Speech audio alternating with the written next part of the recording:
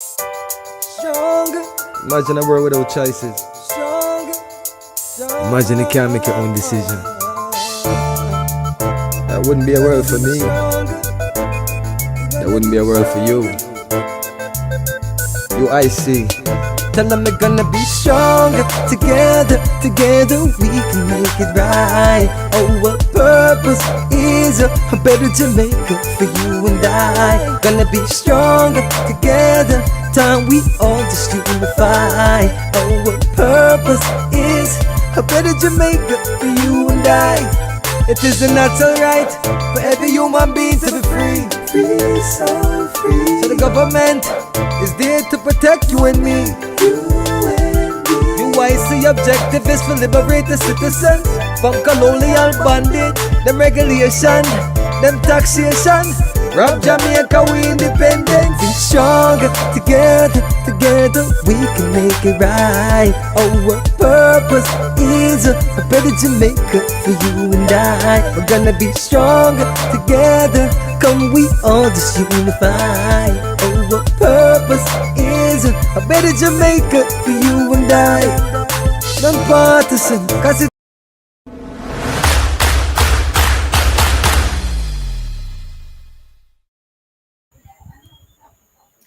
Good night, good night, good night, good night, Uniters. Welcome to our Sunday evening live. I'm Dr. Coretta Brown Johnson, VP for Middlesex for the UIC. No, it's a Sunday evening. It's literally the day before. Oops, sorry. It's literally the day before the start of the new school year. And we have a caption that says our education system is in crisis. So we wanted to talk about that because really, should we be here at this point in the year? Shouldn't we?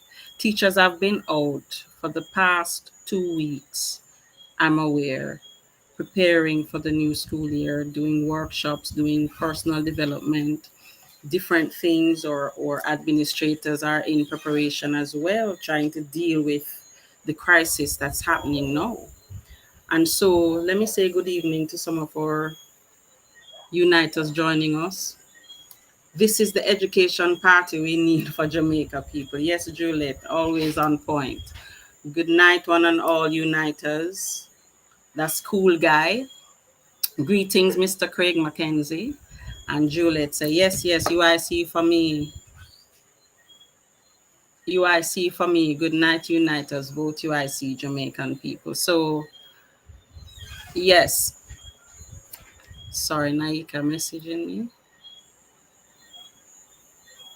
Okay, Naika, that's fine. So let's put up the presentation. Let's walk through a process here in terms of understanding where we are with our education system in the particular crisis that it is facing now. Now, this is a headline that would have been placed, I think it was on Loop, but it's in the Gleaner, and it says 854 teachers resigned. And we just got that figure because before, maybe 2 weeks ago, we were playing with around 400 teachers resigning. And so we are talking about education in crisis, the call to be truly educated. I'm an educator as well because I lecture students and I kind of understand the behind the scenes, what sometimes goes on with the lack of resources, with the anxieties, with parents preparing for the new school year, with the money that's spent for the bag, the book and everything that goes into the full preparation for the school year. The administrators who now have to figure out what to do with this shortage. The Ministry of Education and Youth is reporting 854 teachers having resigned or tendered resignations for the period between January and September. That means this has been an ongoing thing since, well, last year we were in the same place. Let's just put that into perspective. We were right here last year with teachers sending in their resignation after the August 24 pay cycle or the August 25th pay cycle. they would have been planning that to say, no, I don't want to go back into this thing in September, the headache. And this was reported by our Education Minister, Favour Williams. She disclosed that August 30, which was just, what, 2, 3 days ago, 4 days ago to be precise. So we understand that the system is in crisis. Yeah. Now I want to look at this letter too that was posted. This was July 14, pretty much before we got this disclosure from the minister.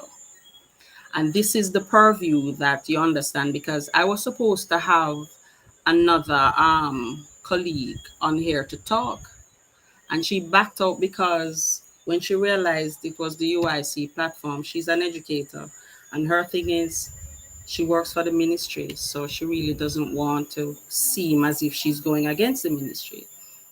I had a hard time, not a hard time really, I kind of had to understand her position. But then if you understand where you sit with the process and you're empowering students to move towards thinking holistically and to think for themselves and help the system to change to meet their needs, you can't be afraid to talk about what the issues are. That's how healing begins in the profession that I'm in as well. So this person wrote to the editor on July 14th. Speaking to the headspace, it is likely that there will not be any major disruption in schools in September. There are far too many graduates to fill the classrooms to teach. That is what was said. At the beginning, everybody wants to look good, so administrators will do all the necessary public relations with real gloss, and that's a true thing. So everything now, by the first week, it's going to look like we have it under control. But very soon, the shine will disappear as students and faculty alike realize that the infrastructure in many schools will not be repaired. Now, we have another situation as well happening with our tertiary institutions or lecturers. I think it was the day before yesterday or yesterday they were on strike at UTech. So you can see at the different levels we're being affected. Primary, tertiary, basic level, early childhood. So before I get into, just fleshing out the crisis and its impact, just want to define what education is. And should it be this type of terminology that we're looking, the way that we're looking to define education? Is this what it should be for the future, for the generations? Is what's happening now, is it serving us? Is it serving us effectively? So, first definition, education is a process or act of learning or teaching, acquiring or imparting knowledge. And it includes the preparation of children for mature life. I would say that's what we're doing now in a nutshell. We want to know that they know something, so we're preparing them to do exams. For example, moving from kindergarten to grade one, you have the ILP, which is the individual learning profile, which happens at the grade one level to kind of ascertain, are you literate or are you not literate? Then we move from there to the grade three assessment test. That is also supposed to be saying or defining, are you literate or not literate? Can you move up forward to do the PEP? And so when the fallout starts to happen, if a child is not defined as competent, they really shouldn't move forward in the system. And we have to provide accommodations or something else needs to happen. Yeah, so let me look at the highest education is that which does not merely give us information, but makes our life in harmony with all existence. Now, I kind of commiserate with that because it's looking at a holistic process and a holistic view of education. Much like what Aristotle said, education is the process of training man to fulfill his aim by exercising all the faculties to the fullest extent as a member of society. Now, I need not say, when you look around you in Jamaica, are our citizens being truly educated. There's definitely a challenge there. We have theoretical education, and then that's separated from the education of the citizenry. You kind of have to figure it out to know what your rights are. That's not embedded in the process from the get go. So, looking at these definitions, keep that in mind as we move through this process. These people take our people for a big fool, but they should know that all of us are not this foolish sets of peoples. And I'm going to try and pronounce that name, Nezukomodo. Yes, any stats on where they're going? No, I found it very hard to get some stats, Mr. Mackenzie, on where they're going. So I'm trying to look at the structure that exists. I don't see any information provided. I know that the goal is to use the students who are graduating to infuse them into the system to try and create a buffer to the present shortage that exists. But then when I go further, we'll see the impact of that because it's a ricochet effect. A peep into the educational structure in Jamaica quickly for those of us who might not know, where the diaspora, you might not have grown up here. Some of you may have left at the basic school system, you may have left at another level. So just a quick overview. The ECC oversees the early childhood educational program, and that goes from age 1 to 6. Before that is kindergarten.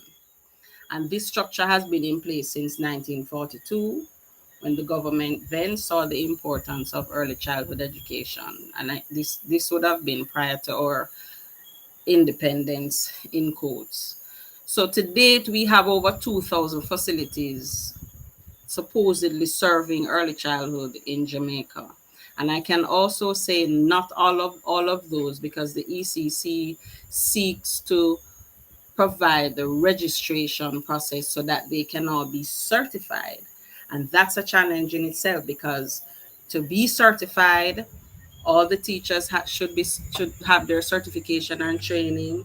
The institution is supposed to have particular things in place to serve that particular market, which is our early childhood needs, the use of manipulatives, and how we educate at that level. And so I'm sure each school that you go, we are not all properly set up for that. And not to mention, when you get into special education, that in itself has a different type of challenge. So just looking at how the system is set up. So we have kindergarten, then we have grade 1 to 6. After grade 1, when you get to grade 1, you do the ILP like I mentioned before. That's in prep for grade 3. So by grade 3, you're supposed to be able to read, you're supposed to be able to write, your comprehension should be on par, all of these things, because you're moving up the ladder in terms of the expectation at the end, which is to sit the PEP exam, formerly GSAT. So at grade 3, you do the grade 3 assessment test, and then that's your certified literacy component, whether you're literate or not literate, and your level of literacy. And then the grading system to go to the PEP process actually starts there.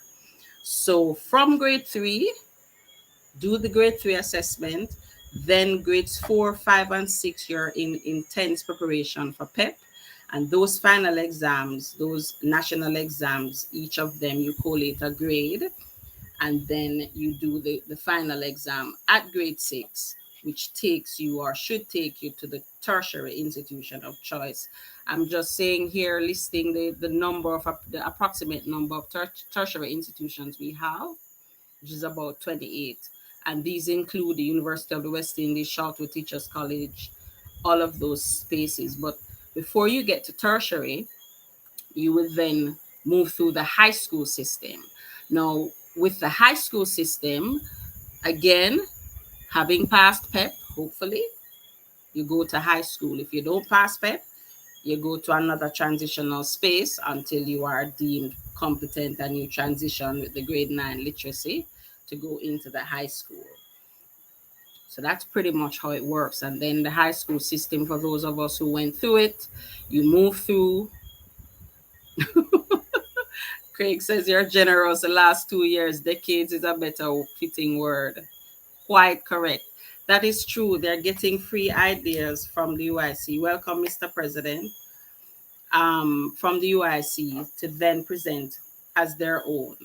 Other fringe groups or parties are doing the same. Their goal is to divide and distract to maintain the status quo. So you can see here now, moving back, totally agree, Mr. President.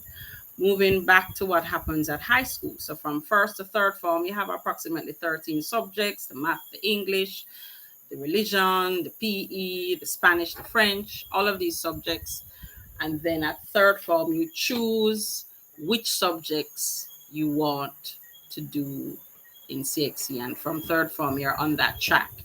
So usually students are advised, if you want to be a lawyer, you do the arts. If you want to be a doctor, you do the sciences. And that therefore the split goes from there.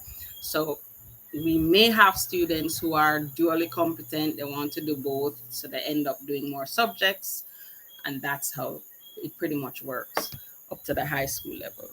And so the student who probably get 13 ones is deemed as the brightest and the best. They may or may not get the scholarships.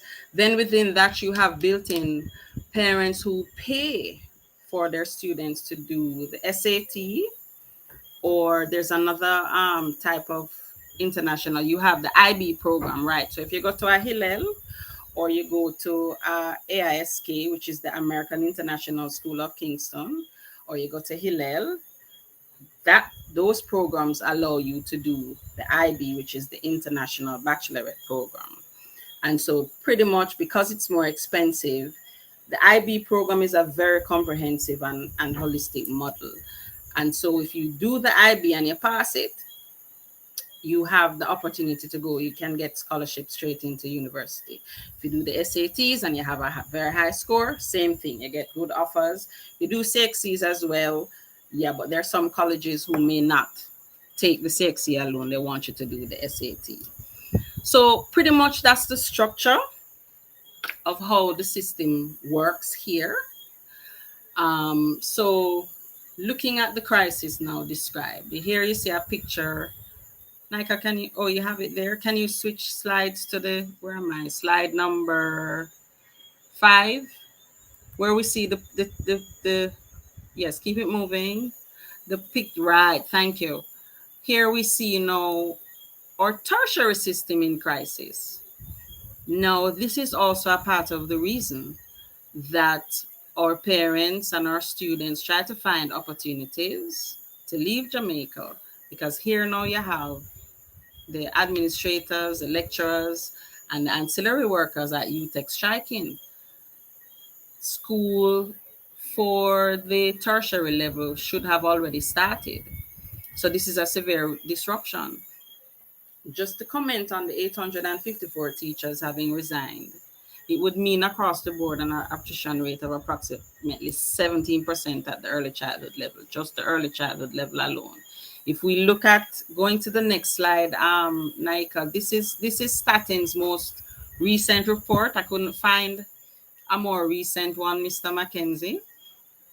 This one speaks to, it goes up to 2018. Can you move to the next slide, please, Naika?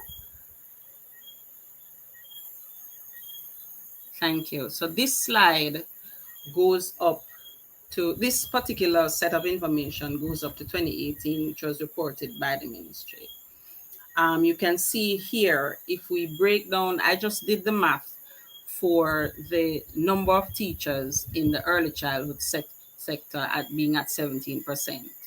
So if you do the math going down, you can see that it's on a steady decline in terms of the number of teachers that are there within the system. And we have not captioned, I've not seen captioned what the last 3 years, 2019, 2020, not last 5 years approximately. I'm not seeing that data. So that data is not available. So it's just to show the transition in terms of the decline that's happening. Moving to the next slide, the crisis impact. The impact of not having qualified teachers. I know of high schools who are without a physics teacher for a year, who are without a Spanish teacher for a year, who are without a math teacher for an entire year. I had my own son who went to JC. This was what, 3 years ago? He didn't have a physics teacher for the entire year. He was in sixth form preparing for CAPE. And everybody was, it's business as usual. It's like, okay, you don't have a physics teacher. I had tried talking to the principal, meeting with the principal, so that his physics grade was the lowest grade because it's either that or you pay to go to Campion or elsewhere to do extra lessons. This is how it works. So the schools that have the better amenities, the better teaching personnel, so like Campion now, Campion pays its teachers a little extra than the normal government schools. And so they would have less attrition than the other schools. So what you find is people will gravitate towards a Campion, and then Campion gets the extra lessons. So if the physics teacher at Campion is capable, they do the extra lessons for maybe 5, 6 other schools within the corporate area. And that's really becoming the norm. So I can speak to that because I know that's what exists in the system. Okay, let's look to the comments. Any man that understands how a corporation operates should be able to easily run a country. I never get the vibes from any politician. I never get that vibes from any politician in Jamaica. Yes, Magaleon, that is a pertinent point, because if you even think about your home as a small economy, you couldn't run your house like this. You couldn't be in crisis year after year after year, and it doesn't make sense. You would know if you're in crisis from last year. You would be putting measures in place to fix the crisis, to stop the crisis from happening again. Because if you're constantly in crisis, that's a problem. That means the entire country is in a state of anxiety about, oh dear, and we're not talking about it. What is going to happen come September after the parents spend all of this money, prepare the students for their child, trying to make sure that your child get the best out of the process, and then you're hit with, okay, I have to pay for extra lessons, I have to do this, I have to do that to compensate for the issues that present. So the impact of the crisis: less experienced personnel, that is obvious. 854 people exiting a system is going to leave a hole. That equals brain drain. Although teachers, if they were educated here, not to mention if they did their masters or whatever by any offshore university, they would have gained further certification, have experience. Because to be fair, we all know that the system international is not going to take a teacher if they're not qualified and have experience, because they have to be certified. Yeah. So less experienced personnel across the board. The brain drain is real. Overlapping of responsibilities. I was just talking to a colleague yesterday. All teachers taking on additional responsibility. More burnout and stress, even more quickly. Less teachers equal less availability for child oversight and impact. And I'll give you an example of a high school that had called me to do an intervention, and it shall remain nameless, but it speaks to the issues that are pervasive across the board. But this particular high school, now if we got it right, we could duplicate it. You go into the school, because usually if you're doing an intervention, you do a visit, you do a site visit to understand what's happening.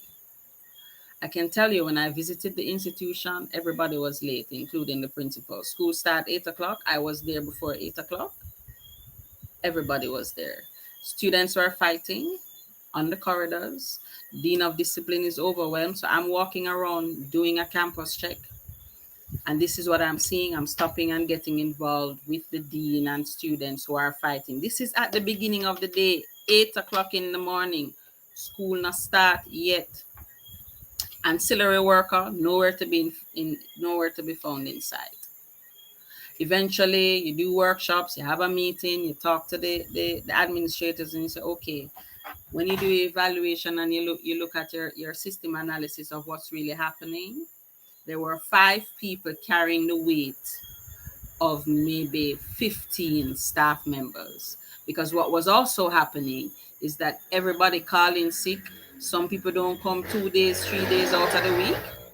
So if you don't have a class, I mean, if you have a class, let's say to teach, the VP, if that class is without a teacher, so if that teacher call out sick, let's say Monday, I would have been there on a Monday. That teacher call out sick the next 4 days.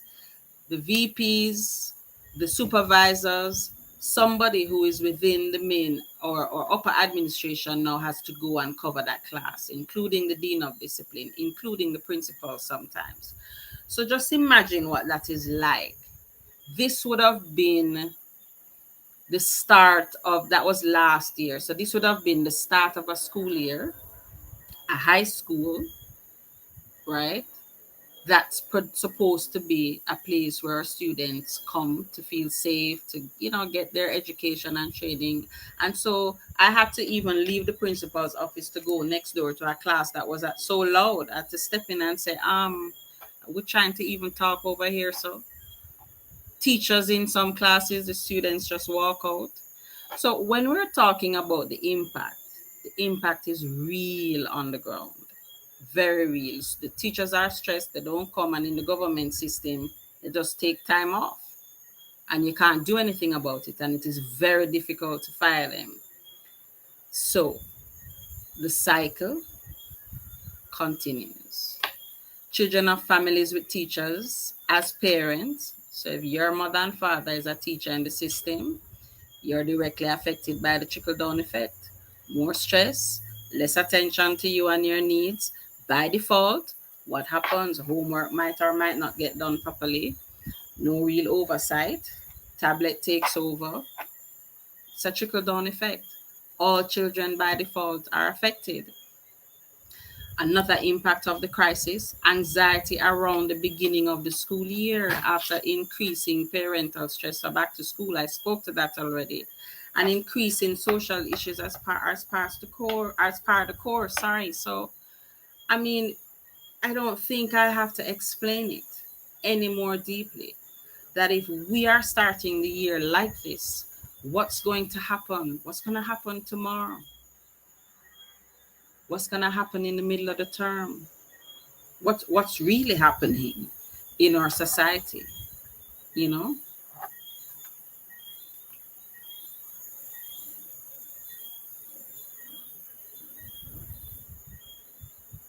Every person in government should be locked up for life.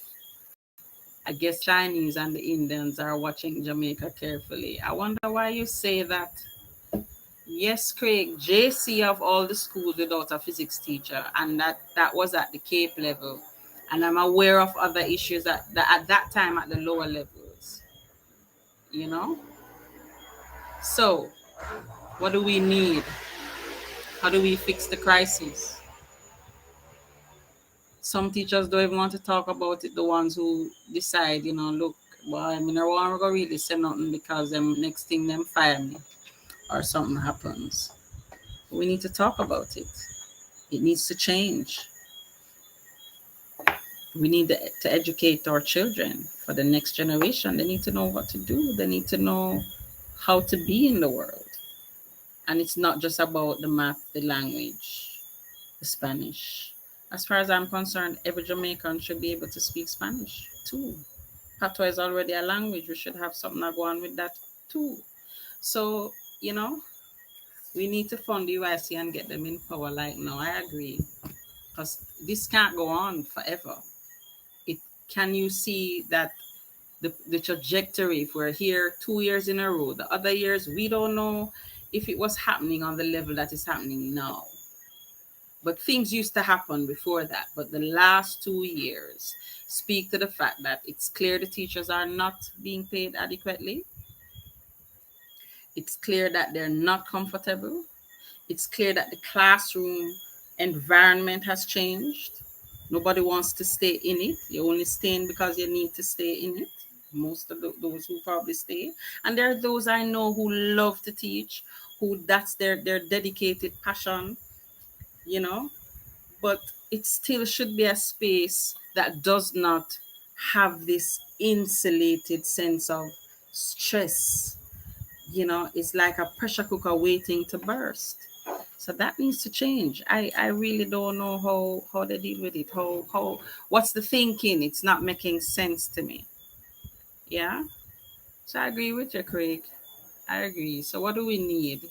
Nika, can we go? I think that's the last slide. After, can we change to slide number 8? So what do we need? The next one, please. A system that truly empowers the child to grow, develop, and flourish unencumbered to become healthy world citizens.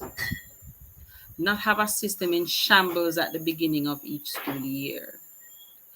Pay the teachers adequately based upon skill, training, and pegged to inflation, as usually our president always purports.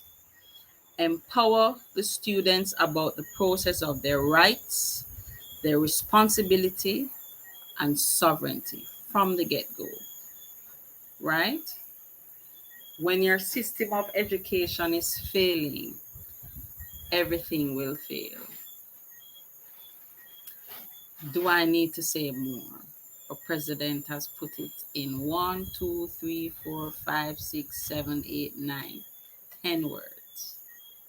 When our system of education is failing, everything will fail. How can the government mess around with education? It's young citizens. What's wrong with them? Boy, Craig, I don't know. They don't think they're messing around, though, I can tell you. Because I'm also aware that they're trying to set up a system to assist with the teacher shortage, which the goal is probably to stream, have teachers located at different points in the country, maybe internationally, and stream live into a classroom. So if you're a math teacher, you stream live into the class when it's the math session.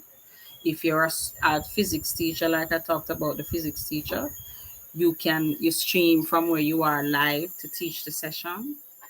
But then that has its limitations because not all of our institutions are set up like that to adequately serve the students in that regard. So that in itself has its challenges. And I know that they're having challenges setting that in place now. So I'm hoping it comes on board and we see some results, but not sure what they're thinking. So Naika is going to play a video now with our president speaking to the answer, the resolve that the UIC brings to the fore. Good evening, Paula. Welcome. So Naika, is that video ready? And somebody in the live is saying, please check their message, Miss Eunice Brown Knight. Stats on homeschooling? No. I can only speak to what I'm aware of. I don't. Hang on a sec, Naika. I can only speak to when COVID was in happening. Yes, it is a thing. But what has happened is that during COVID, you used to have educational pods. So parents would have pulled their children out of school and you'd have had pods, like 5 parents come together. Okay, let us do our thing because, of what was happening. Students couldn't go to school, issues with the technology. And so you'd have pods happening from time to time. No, I know, unless what is happening now is a attempt to return to the regularized way pre-COVID. So infused with technology, yes. So those who don't have the technology, talk for keep it moving. The ministry provides the books, they provide the e-resources. I know that they are trying to upload books online to make sure that the students can access reading books and so online. But in terms of homeschooling, because you see, if you homeschool from, let us say a parent homeschools from grade one or kindergarten to grade one, because of how the system is set up, you will need to get your child into the system by grade three, grade four, grade five. Well, hopefully by grade three, because of the nature of how PEP evolves. Yeah. So our educational system drives our governance, economy, and socialization, which affects our standard of living and quality of life. Absolutely. So the students in pods, they're thinking that's their socialization process. It does. So if you're not educated properly, this is why we end up where we are right now, pretty much. Because you're not thinking of how your actions affect other people for it to even exist the way that it is.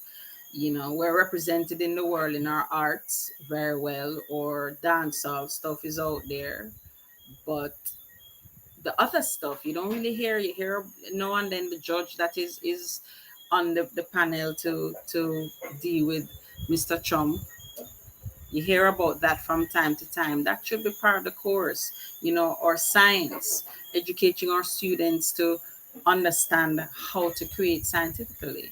So, I mean, I agree with you to a point, but the homeschooling really no is not the mainstream. It's not happening per se beyond grade three because of how the system is set up. So, thank you, Uniters. I'm going to play the video now. Go ahead, Naika. Let's hear what our president says as we speak to the solution from the UIC. You can go ahead and play it now, Naika. Thank you. We speak a lot about sovereignty and doing away with the colonial rule in Jamaica. What is your plan to decolonize the outdated education system in Jamaica and provide skills that are applicable in our fast-paced modern world? Very good question. We have been suffering from a Eurocentric education system all our lives. We have learned to see the foreign masters as our superior. You saw it in our constitution. These two parties enshrined a foreigner as our head of state, and they have kept it that way to this day. The UIC is going to create what we call an Afrocentric education system. So we're going to make sure that our people see ourselves and see ourselves in the best light possible, but not in a fictitious way. We need to understand where we're coming from, why we ended up where we have ended up, and what we must do to extricate ourselves out of it. We have to also change the curriculum and move away from examination passing as the basis to now understanding three core elements. First, understanding yourself, who you are, where you came from, where you're going, what you need to do about managing you, your health, your mind, your body, your personality. Secondly, you need to understand human behavior, not only ourselves as Jamaicans, but the rest of the world. How we deal with the Chinese, the Indians, the Europeans, what are their cultural bases, and how do we interact with them to maximize our potential and not be tricked again by other people. And then thirdly, we have to understand money and economics. If you have a people who don't understand economics, don't understand money, they'll be tricked by their politicians, who themselves are being tricked by brighter people. That's why, for example, we had a prime minister who signed off on a toll road arrangement that says they can never incur a loss as long as they're running it.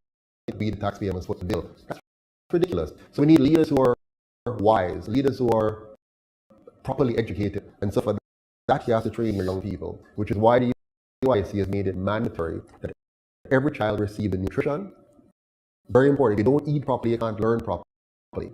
The nutrition, the education, the healthcare, and the housing that they need. If you have those four basic things in place for our people, they can rise above all the other challenges the world presents before them. What are your plans to help Jamaican farmers regain control of their seeds?